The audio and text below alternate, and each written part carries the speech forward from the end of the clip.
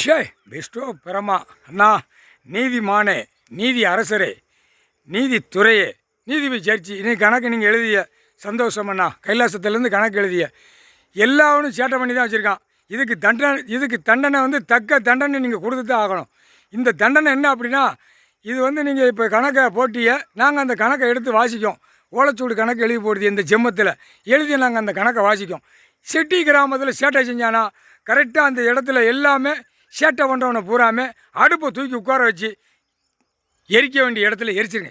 எரிச்சா தான் அந்த ரணவழியை அப்படின்னா தான் வீட்டில் சுண்டி பிறண்டு கிடப்பான். பொண்டாட்டி மாதிரி ஏன்டா சேட்டை பண்ணேன், சேட்டை ஆண்டவன் கடவுள் தண்டனை கொடுத்துட்டார், கரெக்டாக தண்டனை கொடுக்காரு. இந்த ஜெமத்தில் பூமியில் இறங்கி தண்டனை கொடுக்காருன்னு அப்போனா தான் அறிவு தட்டிப்படும்.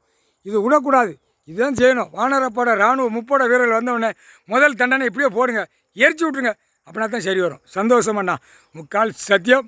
அப்போனா தான் பயப்படுவான். கடவுள் ஒன்று இருக்காரா, இவ்வளோ நாள் கடவுள் இருந்திருக்காரு, நம்ம தான் தப்பு செஞ்சுருக்கோன்னு அப்போனா தான் இந்த முட்டா பேலுக்கு காமுட்டா பேலுக்கு அறிவு வரும். எல்லா விவசாயத்து இடத்துல பூரா நேற்று நான் போயிட்டு வந்தேன் அண்ணா.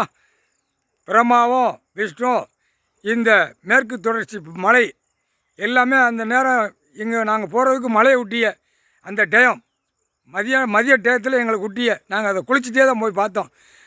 தண்ணி தலை எங்கள் சிரசில் ஒட்டிய நாங்கள் இந்த செட்டியார்பட்டியிலேருந்தே தலபாயபுரத்துலேருந்தே போய் மிதித்து மேற்கு தொடர்ச்சி மலை வரைக்கும் பார்த்தோம்.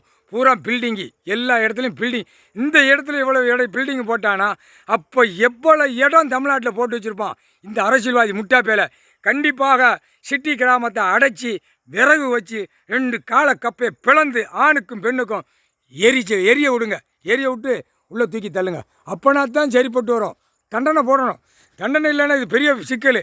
இந்த வாசிக்காங்க உட்காந்து டெல்லியும் தமிழ்நாடு வரைக்கும் வாசி தண்டனை இதில் சட்டத்தில் ஓட்டை இருக்குது, இதில் ஓட்டை இருக்குது. ஓட்டையாகவே நம்ம ஓட்டையை எரிச்சிடணும். இவன் ஓட்டாங்க எரிச்சிடணும். கீழே உட்கார வச்சு எரிச்சு ரணவழி. அவன் அந்த ரணவழி துடிச்சு தான் ஆண் பெண்ணும் தப்பு செஞ்சதுக்கு மடியணும், பூமியில் சாவணும். ஆத்மா கொண்டு போய் எரிமலை கீழே வெண்ணி தண்ணியில் ஆற்றிருங்கண்ணா.